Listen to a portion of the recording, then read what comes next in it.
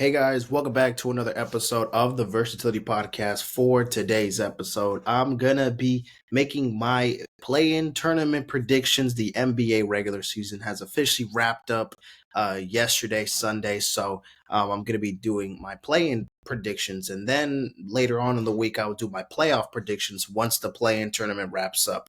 Of course, baseball. We're gonna talk about baseball. We're gonna talk about football, UFL. A couple albums I'm gonna get to and review once and for all now on this episode. So yeah, let's get straight to it. Wait, hold on. Let me just hold on. Okay, felt like I was glitching for a little bit, but anyways, um, let me just get it straight to it. Let's get straight to it, guys. So we're gonna start off with standings. As I usually start off. Um, Hold on. Let's just go here. Let's just go here to the stand. Wait. Hold on. No. Yeah. I'll go here. All right. So, hold on. Okay. I don't know why it's going a little. It's going a little slow. I'm not gonna lie, guys. It should be working fine though. It should be working fine. Anyways, let's get straight to it. Okay. So MLB Current. We're looking at the standings right now. Actually, let's do MLB. Let's do NBA. We'll do the NBA standings first, and we'll get through the other sports. Okay, here we go. So here we are. These are the final standings for the NBA regular season. This is how the Eastern Conference has officially wrapped up. So we got the Celtics being the number one seed. Obviously, the Knicks, they defeat the Bulls on Sunday, and they clinched the second seed over the Bucks because the Bucks lost to the Magic. They got blown out yesterday against the Magic, so that allowed the Knicks to get the 2 seed. Then obviously the Bucks get the 3 seed. The Cavaliers get the 4. The Magic get the 5. The Pacers get the 6. And now in the play-in tournament, we got the Sixers with the 7th seed. The Miami Heat get the 8th seed. Then the Bulls get the 9th seed. And then the Hawks, they get the 10th seed. So again, I'll show you guys the matchups when we're done looking at the standings, and then we can go through my predictions there. Then in the Western Conference, Oklahoma City, they ended up getting the number 1 seed. I thought Denver would have got that number 1 seed, but man, Oklahoma, the Thunder have been they've been amazing this year. And it should come as no surprise that they were at least a top 2 seed in the West, and they blew out the Mavericks yesterday. I mean, they didn't have the Mavericks didn't have most of their starters. They were locked in that 5 seed. They're going to be playing the Clippers in the first round, so they didn't really need to win that game anyways. But the Thunder winning that game, very huge for them. They got the number 1 seed, and they're most likely going to be playing either the Kings or the Warriors. I mean, it depends the matchups. We'll see. They could also be facing the Lakers if the Lakers lose to the Pelicans or this and that. But we'll see. And the Nuggets, of course, they get the 2 seed because the tiebreaker over them. And then the Timberwolves get the 3 seed, the Clippers the 4 seed, the Mavericks the 5 seed, the Suns get the 6 seed, and the Pelicans 7. The Lakers get the 8, the Kings get the 9th seed, and then the Warriors get the final play-in spot, the 10th seed. And yeah, so those are the final seedings for the regular season. Now the play-in tournament. So today, as expected. So the 2 games tomorrow to lead off. We're starting in the West. Whoa, what was that? In the West with the Lakers and the Pelicans. So this is the 7 versus the 8th seed game. So whoever wins this game, they get the automatic 7th seed, and they will be going up against the number 2 seed in the West, which is the Denver Nuggets.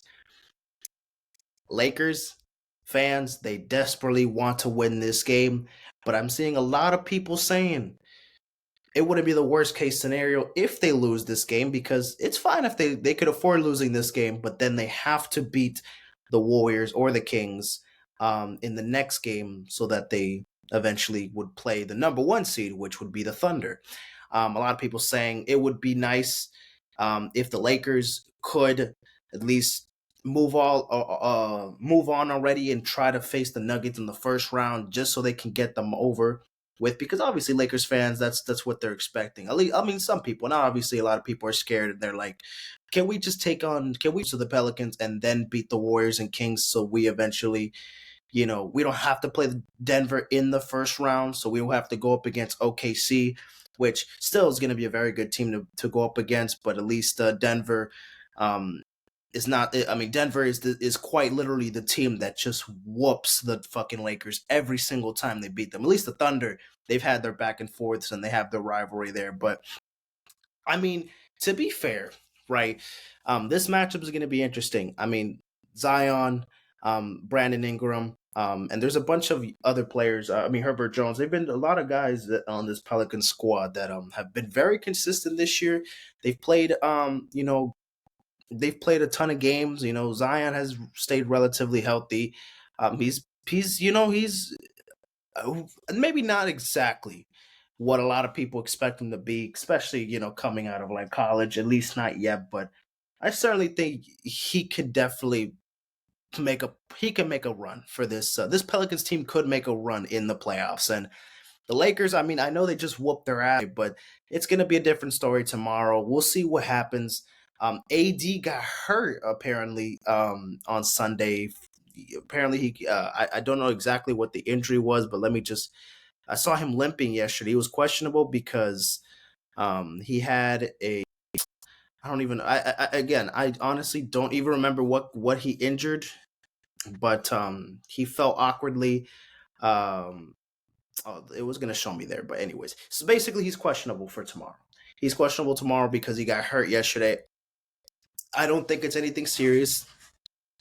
I mean, the possibilities of him still playing, it's most likely gonna happen. But who do I think is gonna win this matchup though? However, between the Lakers and the Pelicans, this is gonna be interesting, man. I mean, I'm gonna go with the Lakers. I'm gonna go with the Lakers. So I do think the Lakers could win this game. So they automatically go get the 7th seed and they go up against Denver. And to be fair, I mean the Lakers, they want to win a championship. Obviously, that's that's everybody's goal in the end of the day. But going up against Denver in the first round, that's really going to test them. It's really going to test them a lot. It's the biggest risk for the Lakers. I mean, they either become first round exits because they lose the series against Denver, or they are able to pull through and beat Denver in the first round. I mean, even if it's the Lakers, I think a lot of people would be very shocked that the Denver Nuggets would just get smoked, or not. Well, not necessarily get smoked, but at least just lose in the first round, especially to the Lakers, who at certain points of the season were pretty inconsistent, but they've been looking pretty good. They've been looking pretty good this second half of the season. Second half of the season, they've looked like a pretty great squad. I mean, AD being healthy all year has really helped this team become very, very good. It's just certain games that just cost them to a couple games better, and they could have avoided this whole play-in tournament situation. But the West, I mean, the West is ridiculous. So it does have the Pelicans. I mean, they've won damn near 50 games, and they got the 8th seed.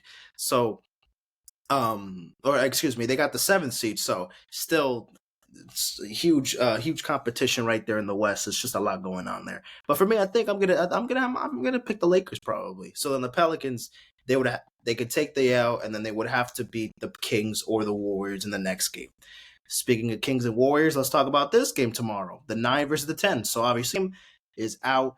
So who's getting eliminated first, the Warriors or the Kings? This was a rematch of the first round series last year. So this should be interesting. They're going to be playing in Sacramento. The Warriors, the Warriors are a pretty good team on the road. Last year, they were not a good team on the road. They were like terrible.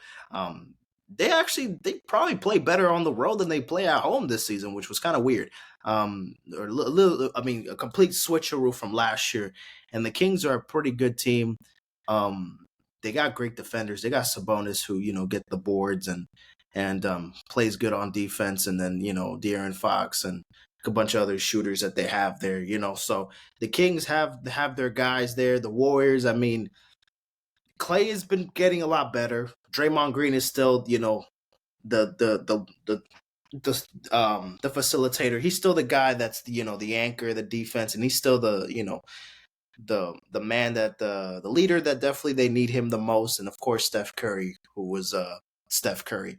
So if honestly everything goes right for the Warriors, I think there's no doubt that they could beat the Kings here. However, I don't know, man. I mean, it's gonna be tough.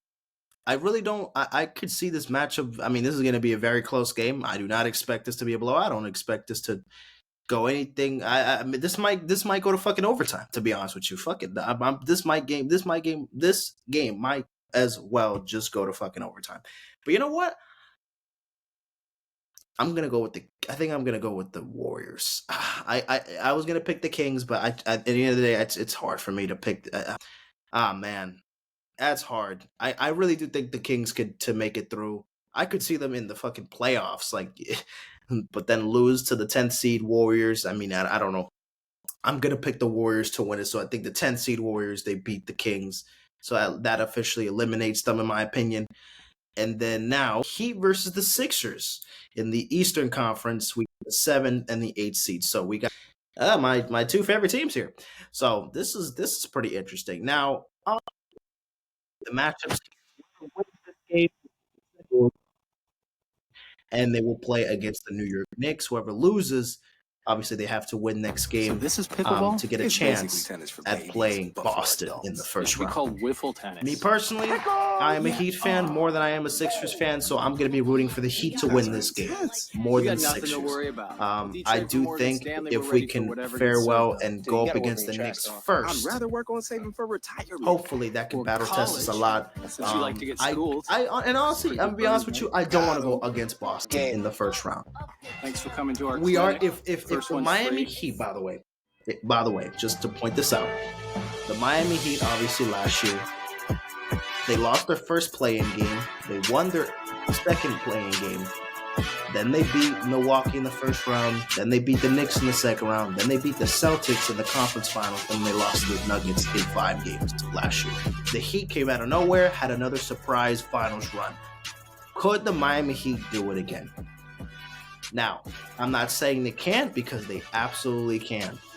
We already saw they had an okay regular season, because I mean, nothing really. The regular season wasn't anything crazy, but this team is built for the playoffs. While the Sixers have proven that they're not. So at least for this game, I trust Miami more than I trust Philly. I know that Joel Embiid is back, but Joel Embiid in the playoffs has to prove to me that he could step up. And this is not even the playoffs. This is just to make it to the playoffs. So the Sixers, they gotta be battle tested, man. Joel Embiid needs to prove it. This whole squad, man. The Sixers, I do not trust them. So they gotta prove it to me first, so I can stop, so I can stop doubting them in general, because things just need to change. They need to fix it. So I'm gonna go with Miami beating Philly.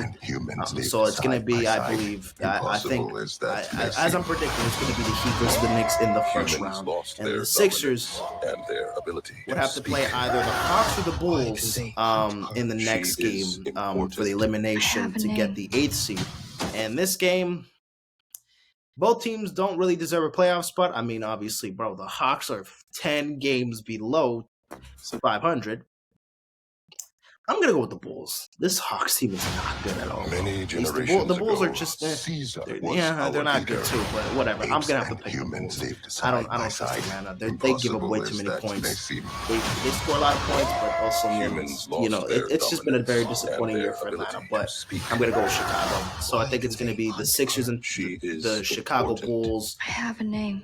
There for the 8th seed. So I have the Planet of the Apes, rated PG-13. Enter the kingdom. So let me just clarify. Just remember what I had. So I had the Lakers winning this game. So the Lakers would play the Nuggets in the first round. Then the Pelicans against the Warriors. So Pelicans, Warriors for the elimination game to get the 8th seed. And then whoever wins between Pelicans, Warriors would get the 8th seed. They would play against the Nuggets. I think the Pelicans. Actually, you know what? Nah. Give me the Warriors, man. I'm sorry. Give me Jokic versus Steph Curry in the first round of the playoffs, please. Give me the Nuggets versus the Warriors in the first round. Give me Nuggets and the Warriors. So the Warriors from the 10th seed, they get it in. They beat the Kings, and then they beat the Pelicans on the way. It was, that's crazy that the Pelicans and the Kings not so crazy to me, and the Warriors making it. I don't know. We'll see. We will see if the Warriors get that 8th seed. I trust them. I don't think they're going to make it far in the playoffs, but to at least make it there, give me my money. The Heat versus the Sixers. So I had the Heat winning, so they would go up against the Knicks. The Sixers will go up against the Bulls. Sixers, Bulls to play against Boston in the first round. Give me the Sixers. I mean, yeah. So Sixers and Boston in the first round. That should be a bloodbath, maybe. If the Sixers don't step up. So, who knows? We'll see what the Sixers can do this year. I'm not having high expectations for them. We'll see what happens. But for the Heat, do your thing. We could beat the Knicks in the first round, and then eventually, if we catch them, we're gonna have to end up playing against Boston or Milwaukee again. We always have to play against them. So and we've had our success. We come on now. We've beaten them before. It's not like it's not. But also, this is Boston's year. If Boston can't win it all this year, even for me as a Boston Celtics fucking hater, like if they can't get it done this year, it's like, when are they ever going to get it done? Now it's just a question of this team just needs to get it together at some point. But yeah, those are my play-in predictions right now. I'll make my playoff predictions once we get closer there. Okay, so now let's go to the MLB standings. I mean, right now we're just looking at nothing's going on. The Yankees, Orioles, Blue Jays, Rays, and the Red Sox. This right now, 3-way tie for the 3, 4, and the 5 spots in the East. We got the Guardians, we got the Royals, we got the Tigers, we got the Twins, and we got the White Sox at 2-14. Oh my goodness.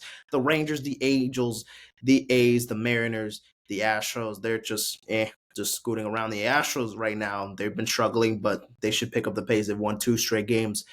The National League, the Braves, we got the Phillies, and we got the Mets, Nationals, and then we got the Marlins sucking ass. Then we got the Brewers, Pirates, Reds, Cubs, Cardinals. That's really where we're going so far. The Dodgers, 8-8, Diamondbacks, and we got the 9-9 Padres. Then the Giants, 7-10, and then the Rockies at 4-13. So a couple of notable moments that happened throughout the week in baseball. So Jackson Holliday, who was the number 1 prospect for the Orioles, he made his debut a couple days ago. That first game, I believe it was against I think it was that game, that 7-1 game against the Red Sox. First career hit in this game against. He has been struggling to start, obviously, getting called up just about a week ago. Only has, I believe, 1 or 2 hits at the moment. Hasn't hit his first home run yet. But yeah, I mean, Jackson Holliday, I mean, it's been a week already, but he's been officially called up, and I mean, he's a stud, man. Just got to give him some time, and then hopefully he'll develop into this maybe a candidate for rookie of the year. I mean, I think I picked him for American League Rookie of the Year, so we'll see if he can keep it up, or keep get something going, step up a bit, and then he'll eventually get there at some point. Andrew McCutchen of the Pittsburgh Pirates. He hit his 300th career home run in this game against the Phillies. I believe it was this game against the Phillies yesterday. So McCutchen gets his 300th career home run. Obviously, the Phillies get destroyed by the Pirates yesterday. So McCutchen, I mean, he's going to be a future Hall of Famer. Obviously, one of the best Pittsburgh Pirate players in recent times. And 300 home runs. I mean, shit. I mean, man's a dog. And then Shohei Ohtani officially becomes the all-time Japanese home run leader. I believe he has 174 home runs. So that's the most since Matsuzuki, I believe. Matsuzuki was number 1, and then it was Ichiro. So obviously now Ohtani surpassed, and now he's the all-time Japanese home run leader. So that's big for Ohtani. And the Dodgers, of course, they're cooking right now. They won yesterday. Let me look at the scores from today. I mean, I've only seen one game today so far. So the Rockies, the Phillies, they walk it off. The Giants beat the Marlins. The Angels beat the Rays. The Blue Jays beat the Yankees. The Padres are beating right now the Brewers. The Braves beating the Astros. Cubs, Diamondbacks, Cardinals, A's. They're in the third inning. Reds, Mariners. Okay, Nationals, Dodgers. Okay. This was like the 11 a.m. game. The Mariners, not the Mariners. What the fuck am I talking about? The Guardians being the Red Sox, the Twins being losing to the Orioles, the Rangers being the Tigers, Pirates losing to the Mets, and then the Royals being the White Sox. Okay, yeah. Vinny bro, another home run. Goddamn, this dude Pasquantino. He's been raking. He's been hitting home runs. He's been pretty good to start the year for Kansas City. But that is that. Oh wait, let's go to let's go to the NHL real quick, just to look at the standings. Cause why not? So right now the NHL playoffs is closing in at some point as well. So we just gotta look at what's popping here. So we got the East with the Bruins, the Panthers, the Maple Leafs, and the Lightning, who've already clinched a playoff spot. Sabres, Senators, Canadiens, they're out of it. The Red Wings are still in the mix of things for a playoff spot. The Rangers, the Hurricanes, the Islanders, they all clinch one. The Capitals, the Penguins, and the Flyers are also in the mix for the last playoff spot, I believe, right? This is the last one? So they got 4 here, they got 3 here. Okay, so between these 4 teams, one of them can make it, so obviously 8 and 8. In the East and West, Devils and Blue Jackets, they're out of it. The Stars, Jets, Avalanche, and Predators, they clinch it in the Central. Obviously, the Blues, Wild Coyotes, and Blackhawks are out of it. The Canucks, the Oilers, the Kings, and the Knights, they're in the playoffs. Flames, Kraken, the Ducks, and Sharks, they're out of it. In the East, who's going to get that last playoff spot? So we got the Flyers, we got the Penguins, we got the Capitals, and we got the Red Wings. I mean, right now, the Capitals and the Red Wings, they got 89 points. The Penguins at 88, the Flyers at 87. I mean, I'm going to have to go with the Flyers, right? I mean, Philly, Philly represent. The Flyers, how many games do they have? Probably like 1 or 2, probably like 2 more games or something. They have 1 more game against the Capitals. Ooh, they got to win that game. They got to win. Again, I'll actually watch the playoffs because usually I do end up watching games throughout the playoffs, even though I don't watch hockey throughout the regular season or even just really in general like that. But during playoff time, when there's no basketball games going on, or at least when all the playoff games are done for the day, then I'll just watch hockey just to end things off maybe. But yeah, there's a bunch of games tomorrow. That game tomorrow, the Capitals Flyers, that's going to be a big one for the Flyers and the Capitals since they're both looking for that last spot in the playoffs in the Eastern Conference. So that is that. The UFL, we got the UFL. Let's look at the final scores. So week 3, actually no, week 2. Let's do week 2. So this was, I believe, week 2. I didn't recap either. So the Brahmas beat the Showboats, Battlehawks beat the Renegades, the Stallions beat the Panthers, and the Defenders beat the Roughnecks. And then week 3, we got the Defenders winning against the Renegades. They came back, and the Renegades, they're the defending XFL champions, and they're now 0-3 to start the year. The Stallions, who also, they won the USFL, they're 3-0. They destroyed the Showboats, and then the Panthers destroyed the Roughnecks. This one was not even close at first. The Battlehawks had a battle against the Brahmas, but they ended up taking the W 31-24. Look at the standings right now. The Stallions are the last remaining undefeated team. Then we got the Panthers, then the Showboats at 1-2. The Roughnecks have still yet to win a game. In the XFL conference, we got the DC, St. Louis, and San Antonio tied for 2-1. While the Renegades are the only XFL team who have not won a game yet. So yeah, we'll have to wait and see. I mean, we got 7 more weeks of XFL. Week 4 is this weekend. We got 3 games on Saturday. Okay, we got the Showboats, Battlehawks, we got the Defenders, Stallions, we got the Panthers, Brahmas, and the Sunday game we got the Renegades, Roughnecks. I think I'll make my predictions on Friday. I'll keep my predictions on Friday. So fuck it. Week 4 predictions. I'll do that episode on Friday. So we can do that there. Oh, let's look at MLS current standings. Just Why not? I mean, the Inter Miami, they won on Saturday. They beat the City. So yeah, look at the scores here. So yeah, Miami scored another goal. And then Miami, I believe they're top 2 in the. So let me just look at the standings. Where's the standings? Where's the table? There we go. Table. Um, there we go. So in the East, yes. So the number 1 right now, they have 15 points, but they're tied with the Red Bulls. They're tied with the Red Bulls right now at the top of the Eastern Conference, and even one of the best records in all of MLS. LA Galaxy have 15 points as well. Every team has at least won a game and drew a game and lost a game. Actually, no, actually no, never mind. What the fuck? Or the Battlehawks. Not the Battlehawks. The Earthquakes, they still haven't had a draw yet this year. But yeah, Miami, keep it up, man. Keep it up. We're 4-3-2. When's our next game? Probably this Saturday again, but when's our next Nashville? Oh, okay, on Saturday. Fucking smoke them. Messi, score another goal. Let's go. Keep it up, guys. We got a long season ahead of us, but shit, I want to see Miami on top. I want to see Miami on top. So we got to see what's going on here. Oh wait, let me recap the men's and women's national championships. All right.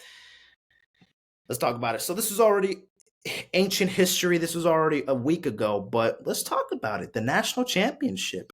Iowa versus South Carolina. This game was a battle. The South Carolina Gamecocks. My goodness. What the fuck? 38-0. Perfection. They complete the 10th perfect season in women's basketball, in women's college basketball history. UConn has done it 6 times, by the way. South Carolina becomes the 10th team to do it. Get a perfect season, win the national championship.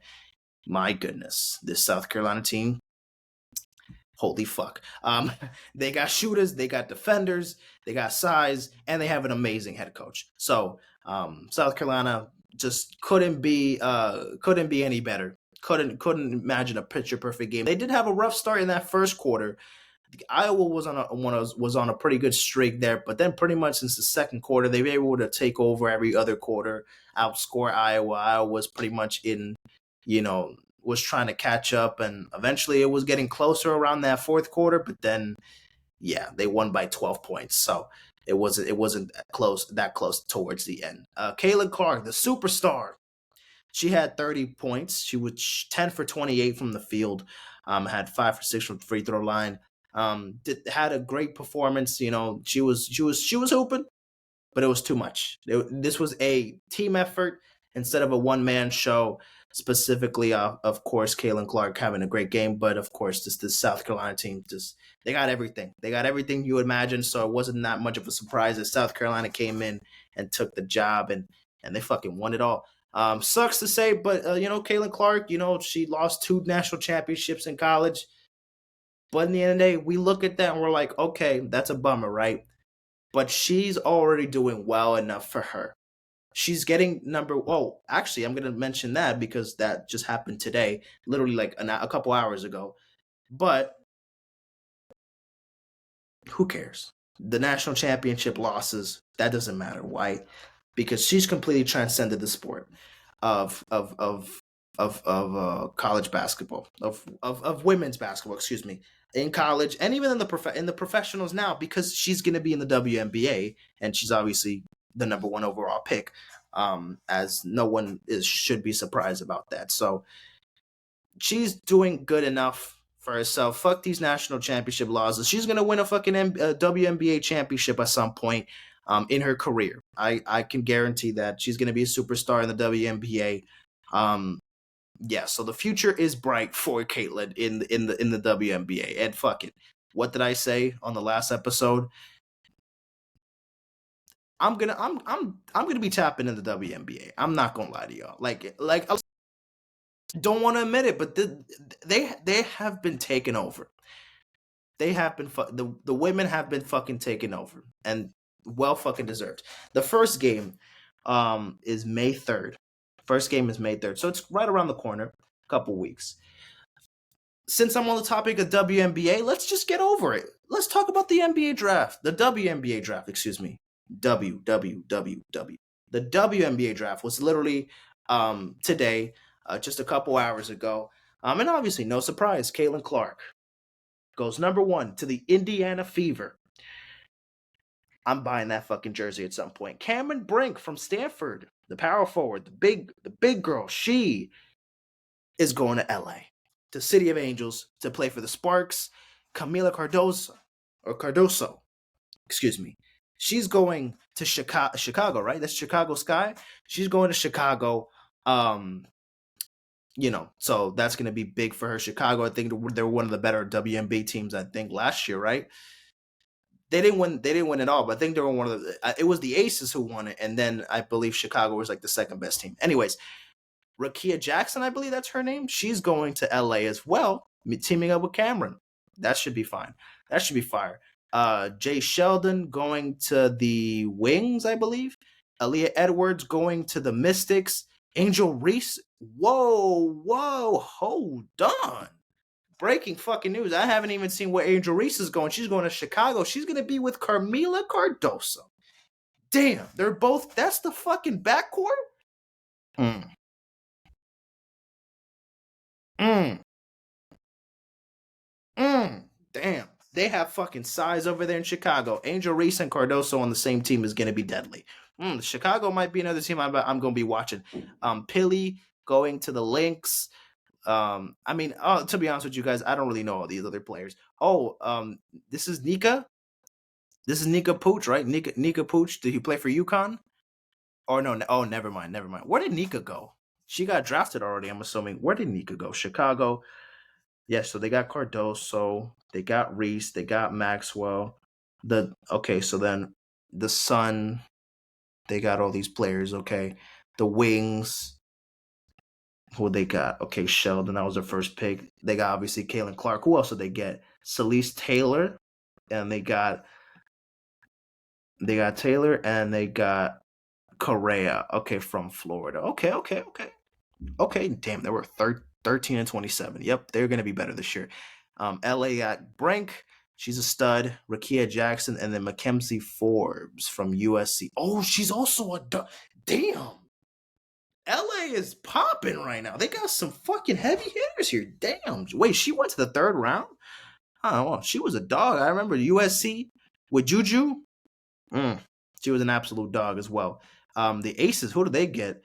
Danisha Fair, Kay Martin, Angel Jackson. Some of these I don't even know, guys. So yeah, the Lynx, they got Elisa Pilly, they got Kiki Jefferson. Okay, Liberty. They got Marquisha Davis, okay, Martinez Davis. Okay. The Mercury, they have Osborne, Sheldy. Oh, Nika went to the Seattle Storm.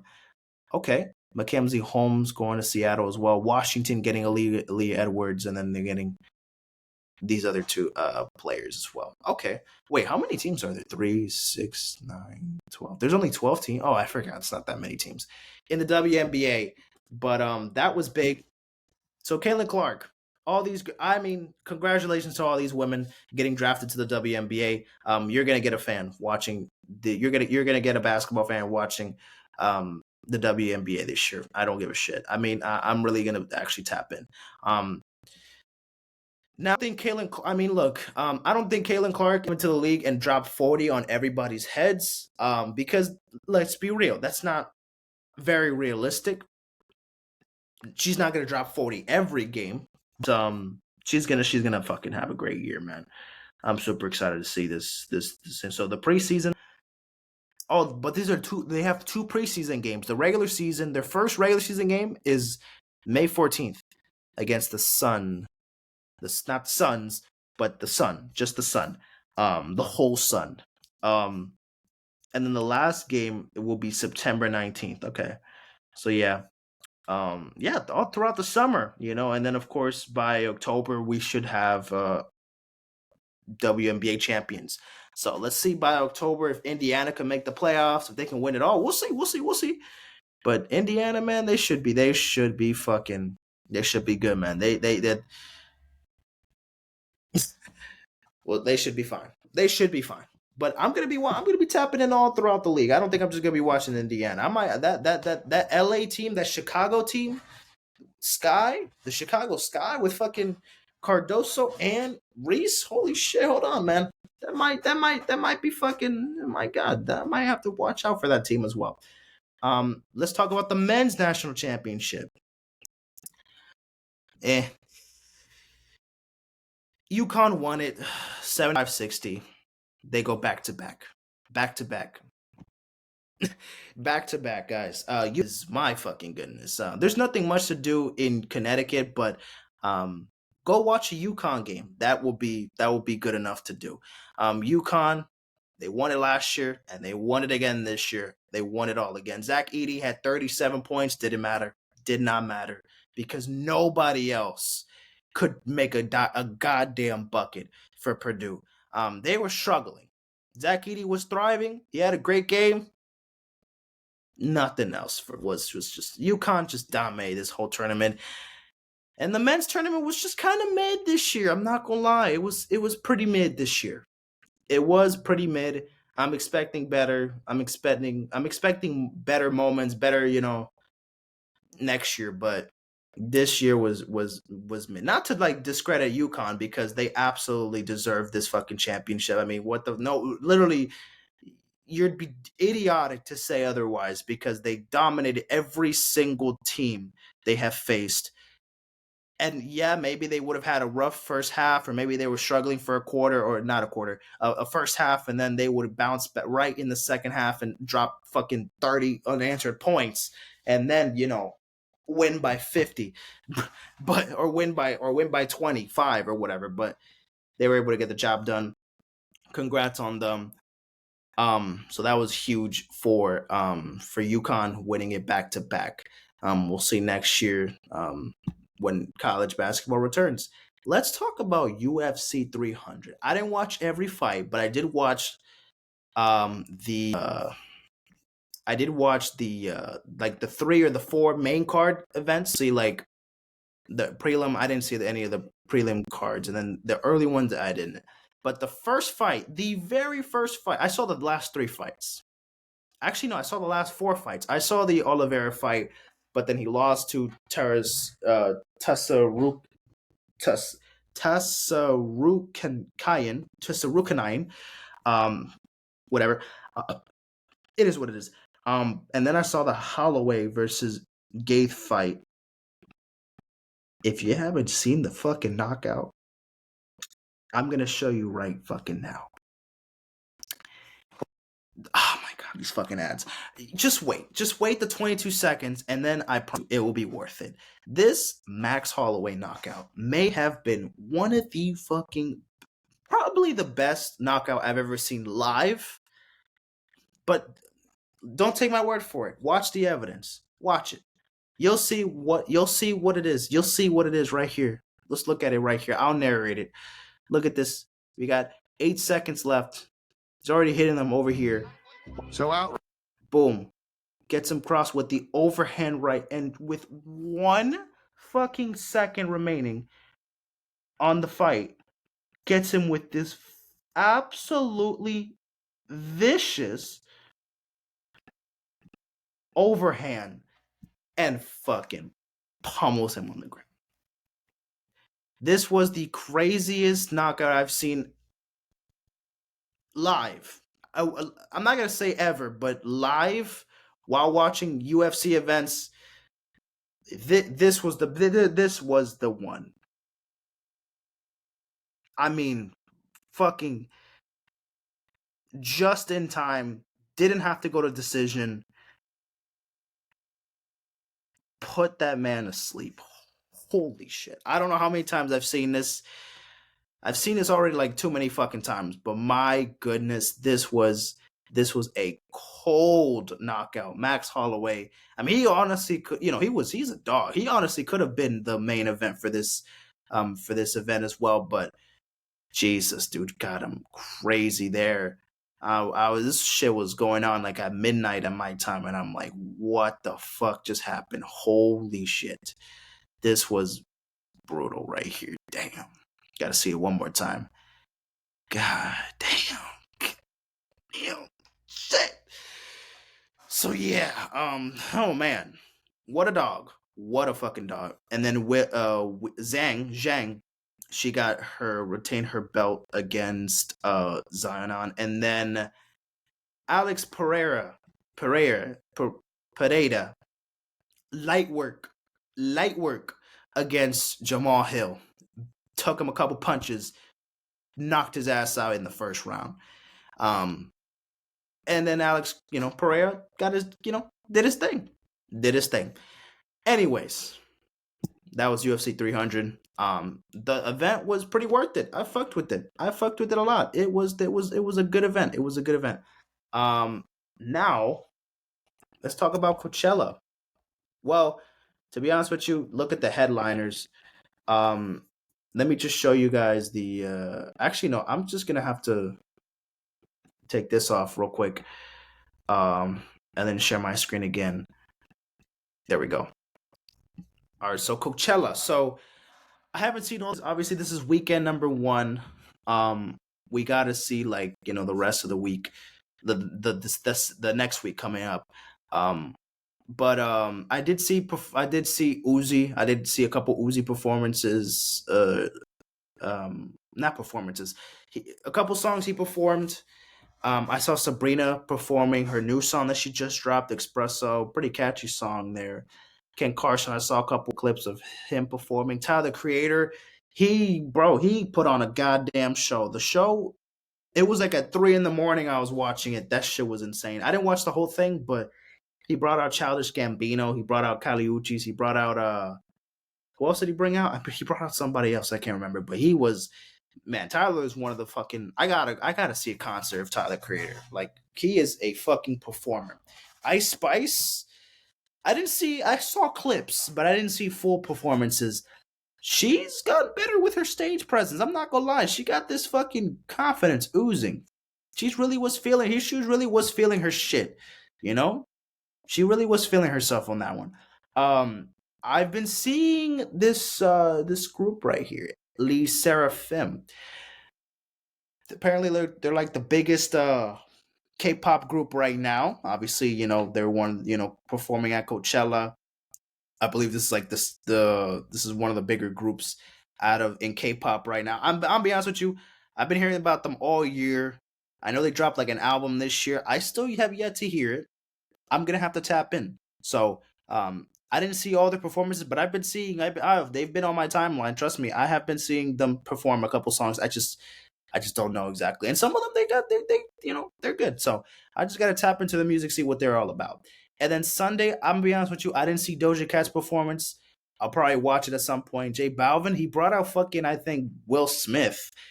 That was random. Janae Aiko, I didn't see her performance, but I gotta the Sunday performances. I have to catch up with that. So that was that. But this is only weekend number 1. We'll see what happens in weekend number 2. So that's a quick little Coachella recap. Let's talk about J. Cole real quick. All right. I'm not gonna talk about this too much. Because I'm kind of tired of this shit already.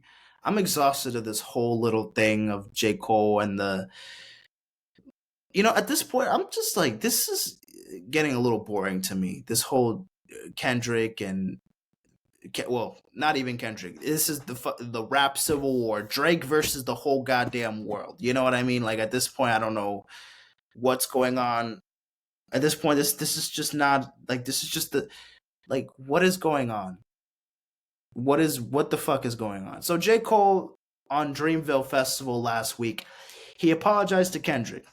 He regretted that 7-minute drill diss track that he put on the Might Delete Later album or mixtape. He apologized to Kendrick during the performance and just said, "Look, man, I don't have that in me to diss you. I fuck with you, man. You know what I mean? I'm not a guy that just sabotages or does this. Like, J. Cole is trying to make amends, doesn't want the smoke, doesn't want this beef to drag on or whatever. And then eventually, he just basically was like, I'm out. Pull me out the picture. Like, I'm out of here. So then eventually he actually deletes 7 Minute Drill off of streaming platforms. So it's not on Spotify, it's not on Apple Music, it's not on any streaming platform anymore. So it is gone. It is out of here. I can't listen to the shit anymore.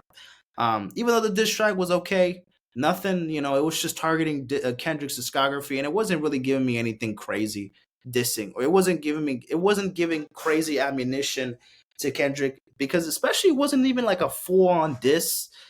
Like, it wasn't like shots, like he was really shooting a lot of shots. Like, it was just like a trigger warning. It was just like, a warning to Kendrick. It wasn't really like he was going all out to diss him. He just kind of just gave him the plain old, like, oh, your first shit's good, last shit was dog shit. Like, weak,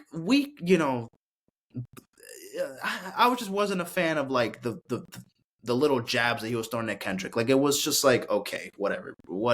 Kendrick's discography is inconsistent. Ain't no fucking way. Whatever, bro. It is what it is. And then now, what happened last week with Drake? Apparently now this diss track that I don't even know if it's AI or not. Apparently, I don't know. It doesn't sound AI to me. He dropped the diss track, and then he dissed Kendrick, and he dissed a bunch of fucking people. Metro, Raw, he dissed a bunch, everybody. I haven't heard the full thing, and to be honest, I don't give a shit at this point. I might be in on the unpopular opinion boat, or maybe I don't know. Maybe it sounds like I'm on Drake's side or anything. I'm on nobody's side, by the way. Like, I'm not on Drake's fucking side because everybody is going up against him. I'm not on Future or Kendrick's or Metro or Rick Ross or fucking whoever side that they're not on Drake's side. Like, I'm not on anybody's side. I don't give a shit who wins this battle, who wins this war. If it's Drake against 500 fucking rappers and Drake demolishes all of them, awesome for him. If the 500 rappers take down Drake, like, whatever. But like, there are people that are getting involved for no fucking reason. Like, where did Rick Ross get involved in this fucking situation? How did Rick Ross just get involved into this beef? So much so that after the Drake diss that was leaked, because by the way, it's leaked. It's not even out or anything. It was fucking leaked. And then Rick Ross dropped a diss track after the Drake leak dropped, like an hour later, and then now he put that diss track on streaming platforms. I haven't even heard it yet, by the way. What the fuck? Like, there's too much going on, man. I don't know what the fuck is going on anymore. To be honest with you, I'm too fucking lazy to tap into all this shit.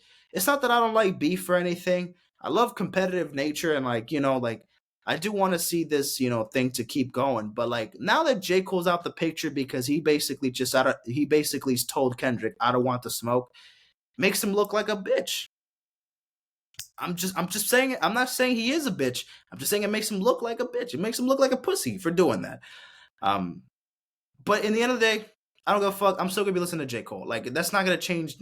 People could take sides. Oh, Kendrick for life. J. Cole can never. I'm never listening to J. Cole ever again. He's a bitch. He's a sorry motherfucker. Whatever. That's your fucking problem, not mine. But I don't know why he did that though. He just basically just committed fucking. He just committed his I'm not gonna say. I'm not. Whatever. Well, hold on. Let me chill out. Let me fucking chill out. But there's too much going on. I don't know, man. And this Drake diss. I don't even know if it's AI or not. I mean, it sounds real. Like, if you heard snippets of the diss track, it sounds real. Sounds like it was taking shots. And Drake did go in, from what I heard. I didn't hear the whole thing yet, but he did take shots and this and that. And fair enough. I do think anybody can go take shots at Drake, because Drake has also sneak dissed and also has done all this shit for years. So for The Weeknd, for A$AP Rocky, who, by the way, they were on the last Future and Metro. By the way, I'm going to review that album on Friday because I do want to give it a couple more listens, because at the moment, I'm not really fucking with the album. But I'll talk more about the album there. But fucking A$AP Rocky, The Weeknd, a bunch of other rappers are going up against Drake, and they're dissing him. They're fucking, they're jabbing at him. But that's because Drake has been doing the same thing for years. The Weeknd and Drake have been battling for years now. A$AP for years now. There's other guys that are just on Future's or Kendrick's side or Metro's side. Like, you know what I mean? Like, there's so many people grouped up against one another. Drake got fucking, who does Drake have on his side? Sexy Red, J. Cole, if you still want to count him because he's not even a part of this anymore. What else do you got? 21? I mean, I think 21, right? I'm assuming. Travis?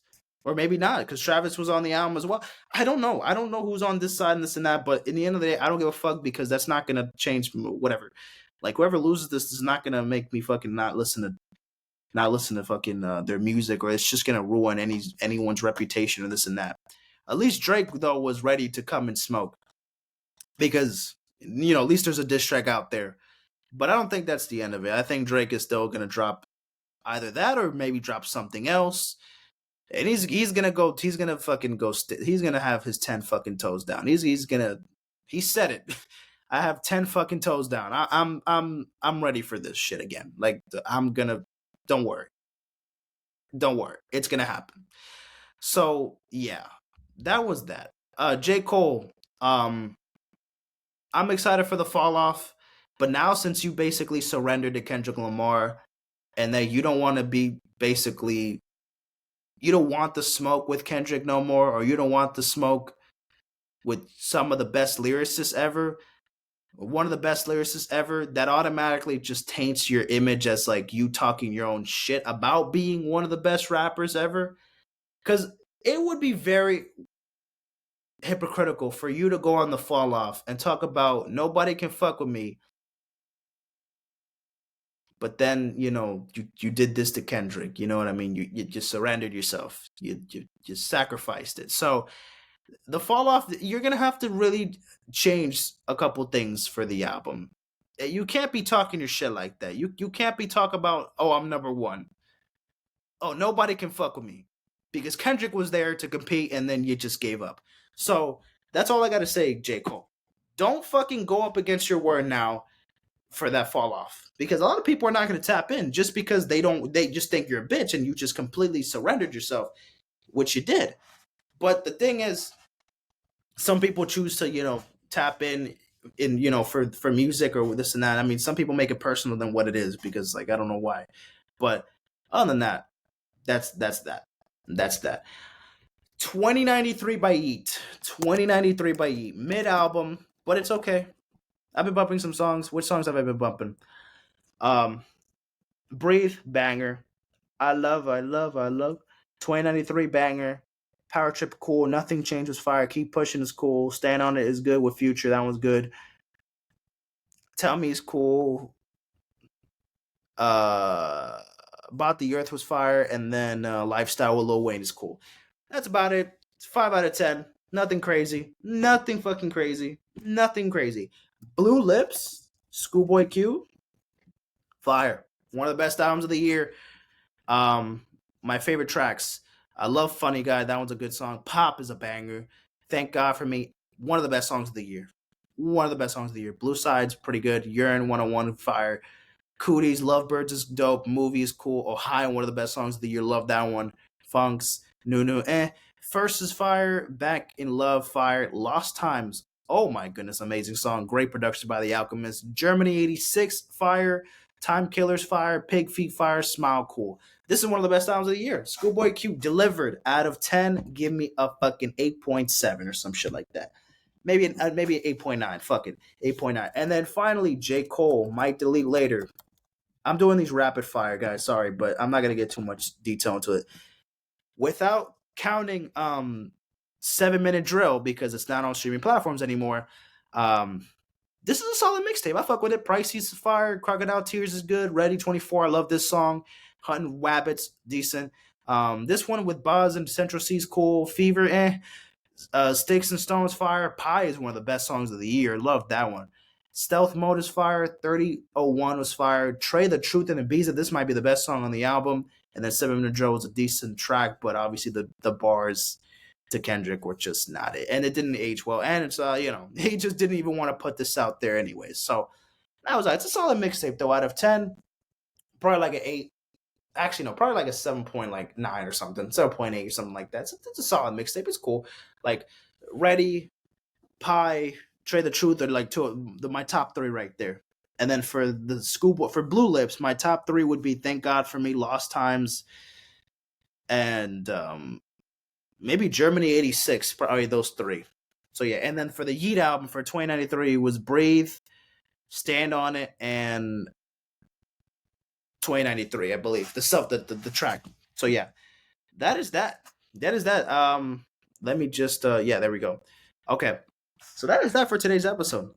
55 minutes, one of the shorter episodes for today. I'll do another episode on Friday talking about the NBA playoffs, making my predictions.